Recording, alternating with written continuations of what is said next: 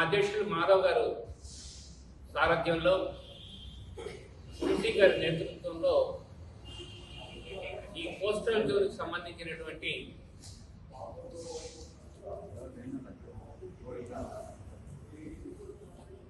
మండలాధ్యక్షులు కూడా ఎవరున్నారో వాళ్ళందరికీ కూడా శిక్షణా తరగతులని ఈ నెల్లూరు జిల్లాలో పెట్టాలనేటువంటి ఆలోచనతో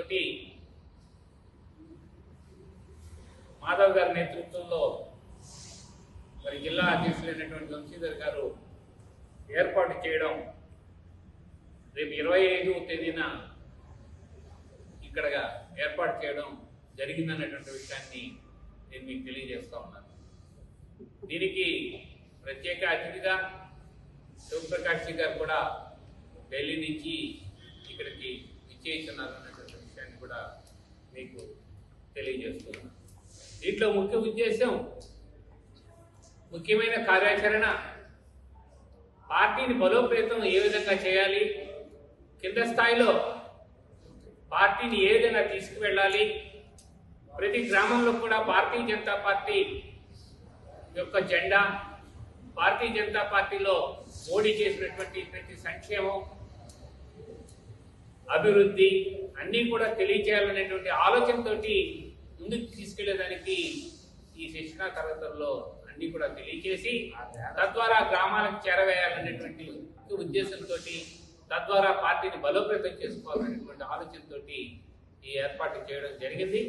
కాబట్టి పెద్దలందరూ కూడా, దీనికి సంబంధించిన వాళ్ళందరూ కూడాను రేపు వచ్చి ఆ కార్యక్రమంలో పాల్గొని అక్కడ శిక్షణా శిబిరాల్లో కూడా ఆ కార్యాంశాలలో మాట్లాడతారన్నటువంటి విషయాన్ని కూడా తెలియజేస్తూ ఉన్నాం. ఇకపోతే మీకు అందరికీ తెలిసిందే, ఇవాళ రాష్ట్రం ఏ విధంగా ఉంది, రాష్ట్రంలో అభివృద్ధి ఏ విధంగా ఉంది, సంక్షేమం ఏం జరుగుతూ ఉంది అన్నటువంటి విషయాలు ఏ రోజైతే కూటమి ఇక్కడ అధికారంలోకి వచ్చిందో, నరేంద్ర మోడీ గారి సెలవుతోటి, అట్లాగే నారా చంద్రబాబు నాయుడు గారి యొక్క ముఖ్యమంత్రిగా అధికారం చేపట్టినప్పటి నుంచి చేదోడుగా ఉన్నటువంటి పవన్ కళ్యాణ్ గారు, అదేవిధంగా యువకుడు లోకేష్ బాబు గారు ఇవాళ ముందుకు వెళుతూ అనేకమైనటువంటి కార్యక్రమాలు తీసుకువెళ్తూ ఉన్నారు. చెప్పేదానికి టైం సరిపోదు, అన్ని కార్యక్రమాలు ఇవాళ తీసుకెళ్తూ ఉన్నారు. ఈ రాష్ట్రాన్ని ఆర్థికంగా నాశనం చేసినటువంటి గత ప్రభుత్వం ఇవాళ ఈ ప్రభుత్వం వచ్చి దాన్ని గాడిలో పెట్టి ఇవాళ ముందుకు తీసుకెళ్తూ ఉన్నారు. ముఖ్యంగా పెన్షన్లు ఇచ్చేటువంటి విధానంలో ఎక్కడ ఒక్కరోజు కూడా లేట్ లేకుండా ప్రతి అవ్వకి, చెల్లికి, తాతకి అందరికీ కూడా ఉదయాన్నే 1వ తేదీన వాళ్ళ చేతికి ఆ పెన్షన్ వచ్చే విధంగా శ్రీకారం చుట్టుకున్నారు. అదేవిధంగా ప్రతి వాడు కూడా, ఎవరైతే ఈ రాష్ట్రంలో పనిచేసేటువంటి ప్రతి ఒక్కరికి, ఉద్యోగస్తులందరికీ కూడా సకాలంలో వేతనాలు, అంటే 1వ తారీఖున వాళ్ళకందరికీ కూడాను వేతనాలు పడే విధంగా చేసినటువంటి పరిస్థితి గతంలో ఉండేది గత ప్రభుత్వాల్లో. కానీ మొన్న ప్రభుత్వం ఏదైతే జగన్మోహన్ రెడ్డి గారి ప్రభుత్వంలో ఆ జీతాలకు కూడా నోచుకోలేనటువంటి పరిస్థితి, ఆ యొక్క ఈఎంఐలు కట్టలేక ఇబ్బందులు పడుతూ ఉంటే, మా డబ్బులు మాకు ఇవ్వండి అయ్యా, మాకు కావలసినటువంటి వెచ్చాలు కొనాలి, లేదా ఈఎంఐలకి చెక్కులు తిరిగి వెళ్ళిపోతున్నాయి, మాకు బ్యాంక్ రికార్డు పాడైపోతా ఉంది అని చెప్పి ముద్దుకుంటామన్నా కూడా ఆనాటి ప్రభుత్వం ఎక్కడా కూడా పట్టించుకోలేనటువంటి పరిస్థితి. మరి ఈరోజు చంద్రబాబు నాయుడు గారు వచ్చిన తర్వాత ఈ కుటుంబ ప్రభుత్వంలో 1వ తేదీ జీతం అందుతూ ఉందంటే అది ఒక గొప్ప చంద్రబాబు నాయుడికే తగింది అన్నటువంటి విషయాన్ని నేను మీకు తెలియజేస్తూ ఉన్నాను. మరి ఆ విధంగా చెప్పుకొని పోతే, గతంలో ఇంకో ఇళ్ళున్నాయి, ఆ ఇళ్ళని చేపట్టినప్పుడు ఒక్కటి కూడా ఎవరికి కూడా ఇవ్వాల. ఏందయ్యా అంటే, చంద్రబాబు నాయుడు గారు కట్టారు కాబట్టి మేము ఇవ్వలేదు అని చెప్పని దాన్ని అలాగే పెట్టి ఎవరికి కూడా ఇవ్వకుండా, ఆ తలుపులు ఇరిగిపోయినా సరే, లేకపోతే చెక్కలు పగిలిపోయినా సరే, డిప్రిషియేట్ అవుతామన్నా కూడా సరే చూస్తూనే ఉన్నారు. కానీ ఇవాళ ప్రభుత్వం వచ్చిన తర్వాత ఏది ఏమైనా సరే పేదవాడికి ఇల్లు అందాలనేటువంటి ఆలోచనతోటి ఇవాళ జంట ప్రభుత్వమైనటువంటి కేంద్ర ప్రభుత్వం కానీ ఇది కానీ ఆలోచన చేసి ఇవాళ ఇంటిని కూడాను పూర్తయినటువంటి ఇళ్ళని 5 లక్షల ఇళ్ళని ఇవాళ ఉగాదికి తాళాలని లబ్ధిదారులకు అందించాలనేటువంటి ఆలోచనతోటి ఇవాళ ముందుకెళ్తుంది ఈ యొక్క కూటమి ప్రభుత్వం అన్నటువంటి విషయాన్ని తెలియజేస్తూ ఉన్నాను. అదేవిధంగా 17 లక్షల ఇళ్ళని ఈ రాబోయేటువంటి 3 సంవత్సరాల్లో కట్టించి పేద ప్రజలకు అందించాలనేటువంటి లక్ష్యంతో ఆ దిశ వైపు ఈ ప్రభుత్వం పనిచేస్తున్న విషయాన్ని నేను మీకు తెలియజేస్తూ ఉన్నాను. 3 నెలలకు ఒకసారి ప్రతి దగ్గర కూడా సామూహికంగా గృహప్రవేశాలు జరగాలనేటువంటి ఆలోచనతోటి ఇవాళ ప్రభుత్వం ముందుకెళ్ళి గృహ నిర్మాణానికి అగ్రపీట వేసిందన్నటువంటి విషయాన్ని మీకు తెలియజేస్తూ ఉన్నాను. అట్లాగే మత్స్యకారులకు మంచి చేయాలని, మత్స్యకారుల యొక్క బాగోగులు చూడాలని ఒక మంచి ఆలోచనతోటి రూపకల్పన చేసి దాన్ని అతి త్వరలో ఆచరణలోకి తీసుకొచ్చేదానికి ఇవాళ పవన్ కళ్యాణ్ గారు కానీ చంద్రబాబు గారి నాయకత్వంలో పవన్ కళ్యాణ్ గారు కూడా ఆ వైపు దిశ వైపు నడుస్తూ ఉన్నారు అన్నటువంటి విషయాన్ని కూడా నేను మీకు తెలియజేస్తూ ఉన్నాను. అదేవిధంగా ఏదైతే అభివృద్ధిలో ముందుకు వెళ్ళాలనేటువంటి ఆలోచనతో ఉన్నారో ఇవాళ అమరావతి మనకు రాజధాని లేకపోయినా వచ్చిన రాజధానిని ఇక్కడ లేదు 3 రాజధానులను పేరు పెట్టి అసలు ఏ రాజధాని చెప్పుకోవాలో పిల్లలకి కానీ లేకపోతే ఉద్యోగస్తులకు కానీ పక్క రాష్ట్రాలకు కానీ ఆంధ్రప్రదేశ్ రాజధాని ఏది అంటే అయోమయంలో ఉండేటువంటి పరిస్థితుల్లో వాళ్ళ చంద్రబాబు నాయుడు గారు ఏది ఏమైనా అమరావతి మా రాజధాని అని చెప్పని మళ్ళా మోడీ గారిని తీసుకొచ్చి మళ్ళా కూడా ఈ యొక్క ప్రాంతానికి రాయిని వేయించి మరి ఇదే రాజధాని అమరావతి అని చెప్పనేసి మరి శంకుస్థాపన చేసిన దాన్ని మళ్ళా కూడా పునస్కరించుకుంటూ మరి నిధుల్ని కూడా తీసుకొచ్చి ఇవాళ రాజధాని నిర్మిస్తున్నారు. రాజధాని వైపు వెళ్తే చూస్తే అనేకమైనటువంటి ఎమ్మెల్యే ఎమ్మెల్సీ ఇళ్ళు కానీ మరి అక్కడ ఉన్నటువంటి రోడ్లు భవనాలు అన్నింటినీ కూడాను ఇవాళ వేగవంతంగా మొదలు పెట్టారన్నటువంటి విషయాన్ని కూడా తెలియజేస్తూ ఉన్నాం. ఏదైతే రైతులకు ఇస్తానన్నటువంటి భూములు కూడా దాదాపు 98% వాళ్ళ దగ్గర తీసుకున్న దాంట్లో ఎవరెవరికి ఇవ్వాలో వాటిని మాత్రం అందరికీ కూడా అందజేయడం కూడా జరిగింది. నిన్న నేను పెమ్మసాని గారి అయితేమి నారాయణ గారి అయితేమి ప్రెస్ మీట్ పెట్టి కూడా ఈ విషయాన్ని అందరికీ కూడా తెలియజేశారు. మిగతా 2% ఉన్నటువంటి భూములు ఎక్కడైనా సరే లీగల్ లిటిగేషన్స్ లో ఉండడం కానీ లేకపోతే ఎక్కడైనా గ్రామ కంటాల విషయంలో కానీ లేదా మిగతా ఏదైనా లిటిగేషన్ లో ఉన్నటువంటి విషయాలు లంక భూములు అలాంటి విషయాల్లో కాస్త జాప్యంగా ఉంది. కానీ ఇవాళ సిఆర్డిఆర్ ముందుకు నడిపిస్తూ ఇవాళ అమరావతిని వేగవంతం చేసి ప్రజలకి అతి త్వరలో ఈ రాజధానిని అగ్రగామిగా అందించాలని ఆ ప్రాంతంలో ఉన్నటువంటి రాబోయేటువంటి విద్యా సంస్థలు కావచ్చు, ఆసుపత్రులు కావచ్చు, మీ మీడియాకు సంబంధించినటువంటి అనేక ఆఫీసులు కావచ్చు, బ్యాంక్ రంగాలకు సంబంధించినటువంటి బ్యాంకులు కావచ్చు, అందరూ కూడా వచ్చి అక్కడ ఆ ప్రాంతంలో ఇవాళ అభివృద్ధిని సాధించేదానికి వాళ్ళ ఆఫీసులు కట్టేదానికి శ్రీకారం చుడుతున్నారన్నటువంటి విషయాన్ని కూడా నేను తెలియజేస్తూ ఉన్నాను. పోతే క్వాంటమ్ కంప్యూటర్స్, కొత్త విధానమైనటువంటి కంప్యూటర్స్ ని మరి ఇవాళ అమరావతిలోనే ప్రారంభించాలనేటువంటి ఆలోచనతోటి ఇవాళ చంద్రబాబు గారు ముందుకెళ్తూ ఉన్నారన్నటువంటి విషయాన్ని కూడా లోకేష్ బాబు ఈ విషయంలో అనేకమైనటువంటి ఆలోచనలు చేసి ఐటీ రంగాన్ని ముందుకు తీసుకెళ్లాలి, తండ్రికి దగ్గర తనయుడుగా ఇవాళ మంచి పేరు తెచ్చుకోవాలి, అదేవిధంగా మోడీ గారి యొక్క ఆశీర్వాదాన్ని ముందుకు తీసుకెళ్తూ ఇంకా ఎదగాలనేటువంటి ఆలోచనతో ప్రజలకు సేవలు అందించాలనేటువంటి ఆలోచనతో ఐటీ రంగాన్ని ప్రోత్సహించుకుంటూ ముందుకు వెళుతున్నాడు ఇవాళ నారా లోకేష్ గారు అన్నటువంటి విషయాన్ని కూడా నేను మీకు తెలియజేస్తూ ఉన్నాను. ఇవాళ చూస్తూ ఉన్నాం గూగుల్ సంస్థకు సంబంధించినటువంటి ఇవాళ మనకు విశాఖపట్నం దగ్గర 1,37,000 కోట్ల రూపాయలతోటి ఇవాళ మనకు డేటా సెంటర్ అక్కడికి రాబోతుంది. అంటే ఎన్ని ఉద్యోగాలు వస్తాయి, ఈ ప్రాంతానికి ఎంత మంచి పేరు వస్తుంది, ఈ యొక్క స్టేట్కే ఒక గొప్ప ప్రపంచం అంతా మన వైపు చూసే విధంగా పేరు తీసుకొచ్చినటువంటి ఘనత ఇవాళ మన మోడీ గారి నేతృత్వంలో లోకేష్ గారు ముందుకు తీసుకువెళ్లారనేటువంటి విషయాన్ని కూడా నేను మీకు తెలియజేస్తూ ఉన్నాను. మరి అదేవిధంగా మొన్ననే చూశారు, మన దగ్గర ఉన్నటువంటి ముఖ్యమంత్రి గారు వెళ్ళడం, ప్రధానమంత్రి గారు రావడం, కర్నూలుకి ఆ ప్రాంతంలో ఏమి చేయాలి అనేటువంటి ఆలోచనతోటి మరి ముందుకు వెళ్తే ఏం చేశారన్నది కూడా ఆయన చెప్పడం కూడా జరిగింది.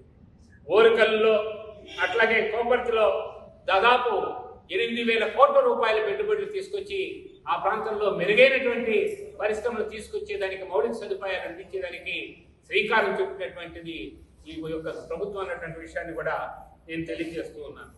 ఆయన ఇటీవల విశాఖకు వచ్చినప్పుడు కూడా అనేక నేషనల్ హైవేస్ కావచ్చు, అదేవిధంగా మనకు సంబంధించినటువంటి నెల్లూరు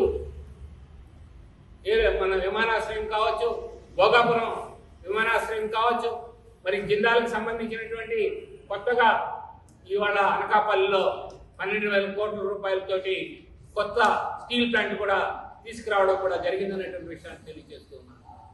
అసలు స్టీల్ ప్లాంట్కి కావాల్సిన నిధులు కూడాను అక్కడ ఇబ్బందులు జరుగుతామంటే, అది జరగడం లేదు, నష్టాల్లో ఉంది అంటే మళ్ళా కూడాను చంద్రబాబు నాయుడు గారు మరి చెప్పిన వెంటనే మోడీ గారు ప్రభుత్వం 12,500 కోట్ల రూపాయలు నిధులిచ్చింది నిజం కాదా అని చెప్పి అడుగుతా ఉన్నాను. మరి ఈరోజు గతంలో ఉన్నటువంటి ఆ యొక్క ప్రభుత్వం ఏం చేసింది? ఆ రోజు ఏమీ చేయలే, ఉన్నది ఉన్నట్టు మాట్లాడకుండా ఏదో అబోధ కల్పన చేసి మరి ఇక్కడి నుంచి ఈ యొక్క స్టీల్ ప్లాంట్ వెళ్ళిపోతుందని అబద్ధాలు చెప్పినటువంటి ప్రభుత్వం అది. కానీ ఈ యొక్క ప్రభుత్వం ఇవాళ నిధులిచ్చి ఆ యొక్క స్టీల్ ప్లాంట్ని ఉంచాలనేటువంటి ఆలోచన చేసినటువంటి ప్రభుత్వం ఈ ప్రభుత్వం ఉన్నటువంటి విషయాన్ని నేను మీకు తెలియజేస్తూ ఉన్నాను. అదేవిధంగా నెల్లూరు పక్కనే ఉన్నటువంటి BPCL అనేటువంటి సంస్థ మనకు కావాల్సిన రిఫైనర్ని కావలిలో తీసుకొచ్చేందుకు శ్రీకారం చుట్టింది. అది కూడాను దాదాపు 95,000 కోట్ల రూపాయలతో తీసుకొచ్చినటువంటి విషయం కూడా మీకు అందరికీ కూడా తెలియజేస్తూ ఉన్నాను. అది కూడా ఇప్పటికే గ్రౌండ్ అవ్వడం కూడా జరిగింది.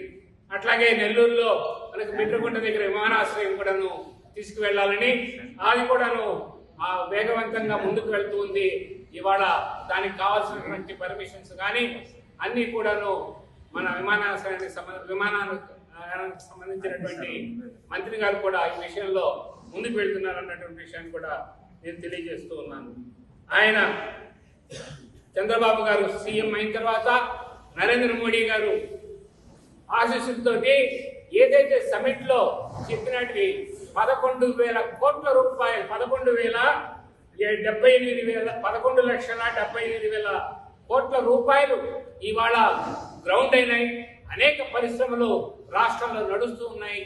ఇవాళ అతి త్వరలో అవి పూర్తయి అందరికీ కూడా ఉద్యోగ అవకాశాలు వచ్చేదానికి కూడా మెండుగా ఉన్నాయనేటువంటి విషయాన్ని కూడా తెలియజేస్తూ, మళ్ళా కూడాను కొత్తగా మొన్న అయినటువంటి సమిట్ లో 13 లక్షల కోట్ల రూపాయలు కొత్త ఒప్పందాలని ఈ రాష్ట్ర ప్రభుత్వం తీసుకొని భవిష్యత్తులో అందరికీ కూడాను ఏదైతే యువతుందో వాళ్ళకందరికీ కూడా ఉద్యోగాలు వచ్చే విధంగా ముందుకు వెళ్తున్నారనేటువంటి విషయాన్ని కూడా నేను తెలియజేస్తూ ఉన్నాను. అదేవిధంగా ఈ ప్రాంతాలకు సంబంధించినటువంటి నెల్లూరు విషయానికి వస్తే మన రైతాంగానికి మనకు వరం, మనకున్నటువంటి కండ్లేరు కావచ్చు, సోమశిల కావచ్చు, మనకున్నటువంటి రిజర్వాయర్లో 78 సామర్థ్యం ఉంటే దాంట్లో ఇప్పుడు 68 ఉంది.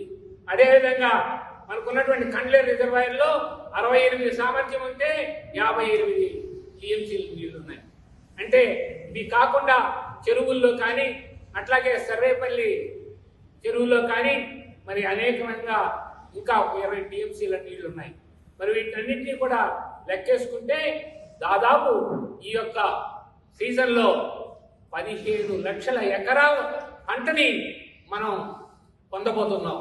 15 లక్షల ఎకరాలు మన ప్రాంత రైతులు బంగారం పండించినట్లు మనకు ధాన్యాన్ని పండిస్తారన్నటువంటి విషయాన్ని కూడా తెలియజేస్తున్నాను. దాని విలువ ఎంత తెలుసా? 75,000 కోట్లు ఇవాళ ధాన్యాన్ని పండించి దాన్ని తీసుకునేదానికి ఇవాళ ప్రభుత్వం కూడాను ముందుకు వచ్చేదానికి అనేక ఏర్పాట్లు కూడా చేస్తున్నటువంటి విషయాన్ని కూడా నేను తెలియజేస్తూ ఉన్నాను. ఇవన్నింటినీ కూడా ఆలోచన చేసి కావలసినటువంటి యూరియా కానీ కావలసినటువంటి సల్ఫేట్ కానీ అన్ని యొక్క ఎరువులను కూడాను ఇవాళ ప్రభుత్వం మనకు ముందుగానే తీసుకొచ్చి అందజేసిన దానికి శ్రీకారం చుట్టుతా ఉంది. కొంతమంది దళారులు వీటన్నింటినీ కూడా దాచిపెట్టి కృత్రిమంగా కొరత తెచ్చేదానికి చూస్తా ఉన్నారు. దీని మీద విజిలెన్స్ కన్నేసి ఎక్కడ దాచిపెట్టినా సరే వాటిని బయటికి తీసి సక్రమంగా రైతులకు అందే విధంగా శ్రీకారం చుడతా ఉన్నారన్నటువంటి విషయాన్ని కూడా మీకు తెలియజేస్తూ ఉన్నాను. గతంలో మోడీ గారి ఇబ్బందులు ఉన్నా కూడా మీకు అందరికీ తెలుసు. జిఎస్టీ విధానంలో మార్పులు చేసి జిఎస్టీని తగ్గించి చిన్న కార్లు కానీ ఏసీలు కానీ అనేకమైనటువంటి తినే వస్తువులు కానీ వాటి మీద ఈ యొక్క జిఎస్టీని తగ్గించి ఉపయోగపడేదానికి శ్రీకారం చుట్టినటువంటి ఘనత వాళ్ళ నరేంద్ర మోడీ గారిదే అన్నటువంటి కూటమి ప్రభుత్వం అన్నటువంటి విషయాన్ని కూడా నేను మీకు అందరికీ కూడా తెలియజేస్తా ఉన్నాను. పోతే ఇలా చెప్పుకుపోతే అనేకం ఉన్నాయి, కానీ ఒక్కటే నేను అడుగుతున్నాను. ఇవాళ సంక్షేమం కానీ అభివృద్ధి కానీ సమాన పాలనలో ముందుకు వెళ్తూ ఇవాళ రైల్వే లైన్లు కావచ్చు, రైల్వే స్టేషన్లు కావచ్చు, నెల్లూరు రైల్వే స్టేషన్ ఆధునీకరణ, పక్కనే ఉన్నటువంటి సూడూరుపేట రైల్వే స్టేషన్ ఆధునీకరణ, ఆ పక్కనే ఉన్నటువంటి నెల్లూరు తిరుపతి రైల్వే స్టేషన్ ఆధునీకరణ, వీటన్నింటినీ కూడా చేసుకుంటూ కొత్త రైల్వే లైన్లు వేసుకుంటూ అమరావతిలో కూడా కొత్త రైల్వేలు వేసుకుంటూ మరి ఇవాళ చూస్తుంటే నేషనల్ హైవేలో అనేక విధాలుగా కొత్త తరహా హైవే బ్రిడ్జిలు కానీ అదేవిధంగా తడా ఏదైతే మద్రాసు ఉందో అక్కడ కూడాను తడా నెల్లూరు ఉన్నటువంటి 2-వే లైన్లు కూడాను 4-వే లైన్లుగా తీసేదానికి వాళ్ళ శ్రీకారం చుట్టాం. ఇటీవలనే మనకు తిరుపతి మరి కాళహస్తి వైపు నుంచి వచ్చే నాయుడుపేట రోడ్డును కూడా మనం విశాలవంతమైనటువంటి 4-లైన్ రోడ్డుగా చేసుకున్నటువంటి ఘనత కూడాను మీకు అందరికీ తెలిసిందే.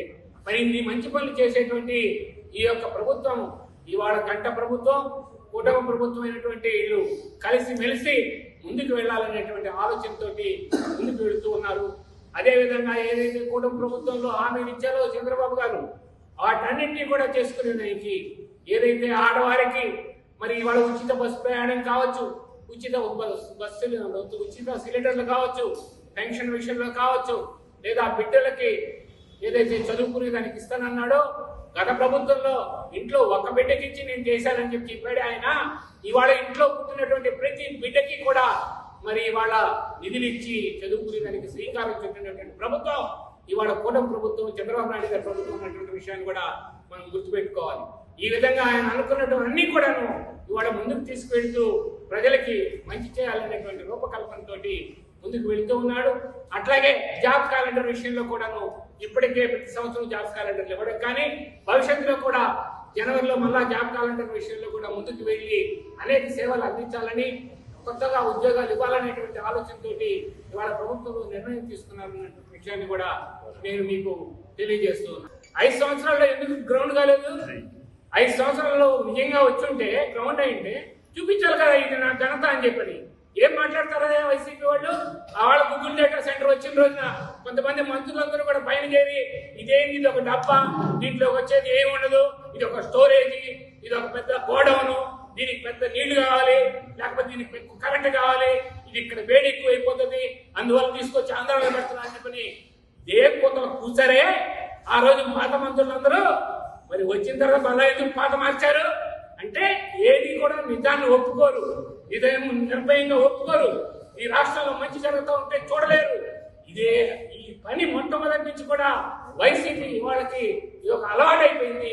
ముఖ్యమంత్రి కాడి నుంచి మంత్రులందరూ కూడా ఈ విధంగా అపనమ్మకంతో మాట్లాడటం జరుగుతూ ఉన్నటువంటి విషయం కూడా నేను తెలియజేస్తున్నాను. ఇవాళ అభివృద్ధిలో కానీ సంక్షేమంలో కానీ అట్లాగే లా అండ్ ఆర్డర్ శాంతిలో విషయంలో కానీ ముందుకు వెళ్తున్నది ఇవాళ ప్రభుత్వం అన్నటువంటి విషయాన్ని నేను మీకు తెలియజేస్తూ, రాబోయేటువంటి రోజుల్లో కూడా ఏదైతే 13,000 కోట్లు సమితి వాళ్ళ సంతకాలు అయినాయో ఇవి కూడా గ్రౌండ్ అవుతాయి. ఇంకా కూడా అనేక పైప్ లైన్లు ఉన్నాయి, అవి కూడాను మరి లోకేష్ బాబు తప్పకుండా ముందుకు తీసుకెళ్లేదానికి సాఫ్ట్వేర్ రంగంలో కూడా ముందుకు తీసుకెళ్తారు. అట్లాగే డ్రోన్లు, మరి అలాగే కార్ల కంపెనీలు అనేక లైన్లో ఉన్నాయి. ఇవన్నీ కూడా కంప్లీట్ అయిన తర్వాత చెప్పగలం. కాబట్టి నేను ముందుగా మీకు ఇంకొకటే ఇస్తా ఉన్నాను. కాబట్టి పారిశ్రామికంగా అభివృద్ధిలోకి ముందుకే మరి గత 5 సంవత్సరాల్లో ఎందుకు ఒక్కడి కూడా రాలేదు అంటే ఎక్కడ పోయి ల్యాండ్ అడిగినా సరే మాకేమిస్తావు, మాకేమిస్తే మీకు ల్యాండ్ ఇవ్వాలనేటువంటి మాట్లాడేది. ఇక్కడ పారదర్శకంగా ఎవరికి ఎన్ని వేల ఎకరాలు కావాల్సి వచ్చినా సరే, నువ్వు ఎన్ని ఉద్యోగాలు తెస్తావు, ఇక్కడ ఏ సంపద సృష్టిస్తావు, నీ యొక్క ప్రాజెక్ట్ రిపోర్ట్ ఏంటి, ఈ ప్రాజెక్ట్ రిపోర్ట్ కరెక్ట్ గా ఉంటే మేము ఇక్కడ తప్పకుండా మీకు కావాల్సినటువంటి ప్రతి ఎకరాన్ని మీకు అందజేస్తామని చెప్పని ఇవాళ ప్రభుత్వం శ్రీకారం చుట్టింది. కాబట్టి ఇవాళ ఇంతమంది 11,000 కోట్ల రూపాయలకి ఇవాళ గ్రౌండ్ అయినాయి, ఇంకా 13,000 కోట్ల రూపాయల సంతకాలు అయినాయి. ఇవన్నీ కూడా మొదలైతే యువతకి ఉద్యోగాలు వచ్చి అందరూ కూడాను పట్టెడు అన్నం తినేదానికి, మంచి బట్టలు వేసుకునేదానికి, మంచి విలువైన జీవితాలు గడిపేదానికి శ్రీకారం చుట్టాలన్నటువంటి విషయాన్ని నేను మీకు అందరికీ కూడా తెలియజేస్తున్నాను. భారతీయ జనతా పార్టీ ఎప్పుడూ కూడాను హిందూ ధర్మాన్ని, మిగతా ధర్మాన్ని పాటిస్తూ, నేనేం వాళ్ళకి వ్యతిరేకం కాదు, ఎక్కడికి క్రిస్టియన్స్కో లేకపోతే ముస్లింలకో వ్యతిరేకులం కాదు. వాళ్ళ ధర్మం వాళ్ళకి కావాల్సింది వాళ్ళు చేసుకుంటారు. కానీ ఇవాళ అక్కడ ఉన్నటువంటి కమ్యూనిస్ట్ పార్టీ ఏదైతే హిందూ ధర్మాన్ని విస్మరించి హిందువులందరూ కూడా అక్కడికి పోయి మౌలిక సదుపాయాలు లేక ఒకరి మీద ఒకరు తోసుకొని గతంలో చనిపోయినటువంటి పరిస్థితులు కూడా ఉన్నాయి. కానీ ఈ రోజు కూడా రోజు రోజుకి దేవుడి మీద ప్రేమ, దేవుడి మీద యొక్క భక్తి, వాటి మీద శ్రద్ధ పెరిగి ఇంకా ఎక్కువ మంది పోతా ఉన్నారు. కానీ అక్కడ ఉన్నటువంటి ప్రభుత్వానికి చిత్తశుద్ధి లేదు. ఏది ఏమైనా ఇప్పుడు అక్కడ మీరు చూస్తూ ఉన్నారు, అక్కడ అనేకమైనటువంటి వ్యాధులు వస్తూ ఉన్నాయి. ఆ వ్యాధులను కూడా నిర్మూలించేదానికి కూడా ఇంతవరకు శ్రీకారం చుట్టలేదు. ఏది ఏమైనా తప్పకుండా ఆ హిందూ ధర్మాన్ని పాటించేటువంటి ఆ యొక్క దేవాలయంలో మంచి జరగాలని, అటగాన జరగకపోతే హిందువులందరూ కూడా విప్లవంగా మారి తప్పకుండా ఆ యొక్క దేవ సన్నిధిలో అన్ని మౌలిక సదుపాయాల్ని చేకూర్చేదానికి హిందూ సైన్యం ముందుగా వెళుతుందనేటువంటి విషయాన్ని కూడా హెచ్చరిస్తూ ఉన్నాను ఆ ప్రభుత్వానికి. ఇప్పుడు కూడా శాంతి భద్రతలు 10 సంవత్సరాల ముందు ఎలా ఉన్నాయి ఆంధ్రప్రదేశ్లో, 10 సంవత్సరాల తర్వాత ఎందుకు ఈ విధంగా అయినాయి? ముఖ్యంగా మనకి ఈస్ట్ గోదావరి, వెస్ట్ గోదావరి అనేటువంటి 2 జిల్లాలు ఉన్నాయి, తూర్పు గోదావరి. అక్కడ ఎక్కడ కూడా పోలీసుల్ని పోస్టింగ్ ఇస్తే మాకు ఎందుకు సార్ ఇక్కడ ఏముంటుంది సార్, ఇక్కడ మేము ఎవరు ఫ్రెండ్లీగా ఉంటారు, ఎవరు ఒక్కరు కూడా మా దగ్గరికి వచ్చి కేసులు పెట్టేవాడు కూడా లేదు సార్ అని. మరి అలాంటిది వైఎస్ఆర్సీపీ ప్రభుత్వం వచ్చిన తర్వాత ఆ గ్రామాల్లో తగలబెట్టడాలు కానీ, ఆ గ్రామాల్లో అన్నదమ్ముళ్లతో గొడవలు పెట్టడాలు కానీ, ఇళ్ళు తగలబెట్టుకొని కత్తిపోట్లతో పొడుచుకొని మరి లాండ్ ఆర్డర్ ఆ విధంగా ధ్వంసం అయిపోతే, ఆ ధ్వంసం అయిపోయినటువంటి పరిస్థితిని ఇవాళ కంట్రోల్లో పెట్టుకుని అంచెలంచెలుగా ఇవాళ కంట్రోల్లో పెట్టుకుని ఒక దారికి తీసుకొస్తుంది ఇవాళ కూటమి ప్రభుత్వం అనే విషయాన్ని మీకు తెలియజేస్తుంది. ఎందుకంటే ఇప్పటి వరకు ఆంధ్రప్రదేశ్ చరిత్రలో లేదు సార్, ఇప్పుడు కూడా లేదు. 30 చిట్ట చెరువు స్థానంలో ఉన్న అన్ని స్టేట్లలో చిట్ట చెరువు స్థానంలో ఇప్పుడు ఎన్డీఏ వచ్చిన తర్వాత ఇప్పుడు మీరు చూస్తూ ఉన్నారు అనేకమైనటువంటి విషయాల్లో. ఒక పక్క నక్సలైట్ల విషయంలో కూడా ఎక్కడా కూడా రాజీ లేనటువంటి పోరాటం మా అమిత్ షా గారు ఇప్పుడే మా సోదరుడు చెప్పాడు. నల్లమల అడవుల గురించి కానీ, లేకపోతే మనకు ఉన్నటువంటి దండకారణ్యం గురించి కానీ అనేక విషయాల గురించి మీకు తెలియజేశాడు. మరి వాటన్నిటిని కూడా కంట్రోల్ చేసి మేము అధికారంలోకి వచ్చినప్పుడు అమిత్ షా గారు ఏదైతే మంత్రిగా అయినారో హోంశాఖకి, ఆ రోజున 56 జిల్లాల్లో నక్సలైట్ల యొక్క 86 జిల్లాల్లో నక్సలైట్ల యొక్క ప్రాబల్యం ఉండేది. అటువంటిది ఇవాళ 6 జిల్లాలకే పరిమితమైంది. మిగతా దగ్గర అన్ని దగ్గర కూడా ఏరివేయడం జరిగింది. భయపడిపోయి లేదా మంచి కోసం అని చెప్పని వాళ్ళంతటా వాళ్లే వచ్చి కొంతమంది వందలుగా సరెండర్ అవుతా ఉన్నారు. కాబట్టి వీటన్నింటినీ కూడాను మనం ఒకసారి ఆలోచించుకొని ఏదైనా మంచి చేయాలి అని చెప్పి అనుకునేటప్పుడు తప్పకుండా ఈ ప్రభుత్వం మంచి చేస్తుంది. కనుకనే నక్సలైట్లలో కూడా అంత వ్యతిరేక భావన లేకుండా అందరూ వచ్చి వారు లొంగిపోతున్నారంటే ఇవాళ కేంద్ర ప్రభుత్వం, రాష్ట్ర ప్రభుత్వం మంచి చేయాలనేటువంటిది, పట్టెడు అన్నం అందించాలి పేదవాడికి, లేదా ఉండేదానికి ఇల్లు ఇవ్వాలి, వాళ్ళకి కావాల్సినటువంటి ఎక్కడైనా సరే 2 ఎకరాల స్థలం ఉన్నా కూడా సరే ఇచ్చేదానికి ప్రయత్నం చేయాలి అనేటువంటి ప్రభుత్వమే ఈ ప్రభుత్వం చేస్తా ఉంది. కనుక తప్పకుండా కూడాను ఇవాళ అందరూ కూడాను ఆశీర్వదిస్తున్నారు నరేంద్ర మోడీ గారి ప్రభుత్వాన్ని, చంద్రబాబు నాయుడు గారి ప్రభుత్వాన్ని అన్నటువంటి విషయాన్ని కూడా మీకు తెలియజేస్తున్నాం. Local to global news at your fingertips. మీ చేతిలో ఒక ఆయుధం. Download Raw TV app. Media legend Ravi Prakash is back.